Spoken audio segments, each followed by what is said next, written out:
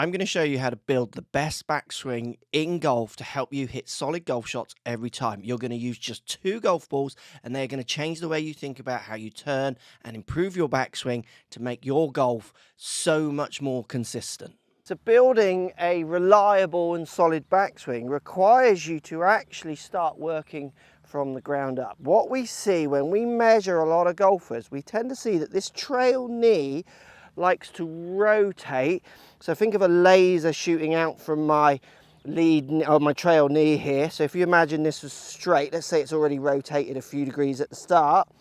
As poor players, so everyday golfers get to the back who struggle with swaying, their trail knee literally rotates kind of way behind them.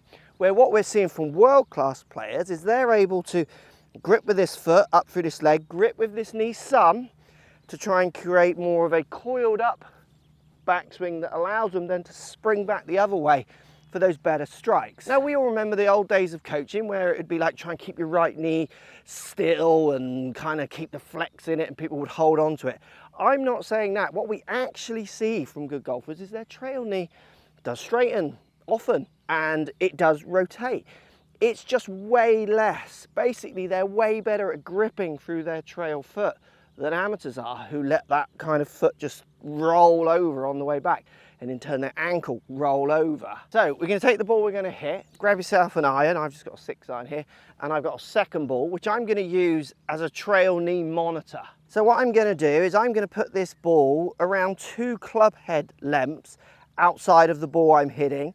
So it's going to be on this line, and then I'm going to put it 2 size 9 feet there. So it's outside of the ball, 2 club lengths, and it's 2 size 9 back from the ball I'm hitting. And I'm going to use this outside ball as a trail knee rotational monitor. So let me do the amateur swing. Let me do the one we see measured a lot from everyday golfers. This knee is just going to go.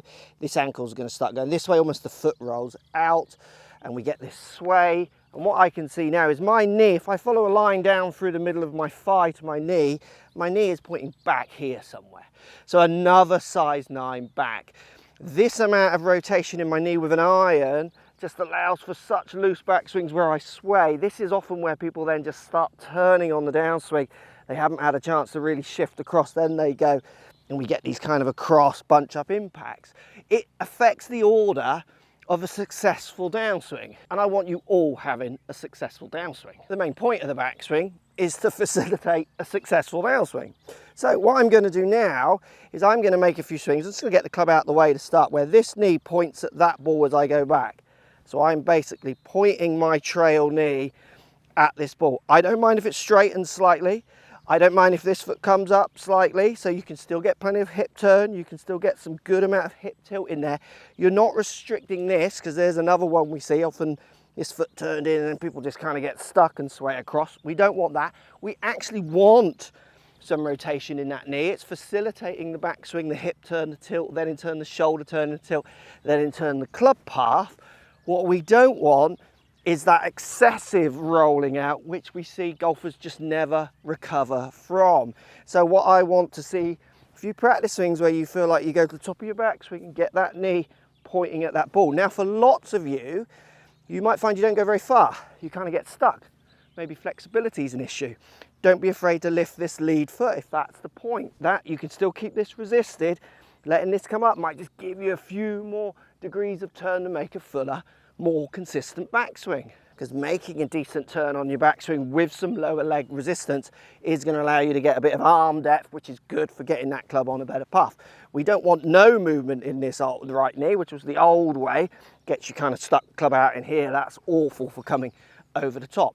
We want this knee moving. I want you freeing this up. It's just lots of golfers are using it too much. By having this ball here when you practice, trying to make the fullest swing you can make with this knee pointing at that ball, what it will do is when you get to the top in a practice swing, you should feel a bit shaky, you know, like you are really coiled up. If you're doing your backswing, you can go up to the top and just hold it for days, like you're not coiling up. You're getting generally in one of those looser, more comfortable positions where the knee, look at it, it's just pointing way back here. So let's get some trail knee rotation, but let's limit it as you make your backswing. Try and feel it's pointing at that ball. what you're going to find is the strike changes. If the strike changes, you're going to hit more greens. If you hit more greens, you're going to lower your scores. If you lower your scores, you're going to have a lot more fun on the golf course. Give this a practice. You're welcome. If you want to find out how to hit better drives, check this video out. It's got all the information you need for more distance off the tee.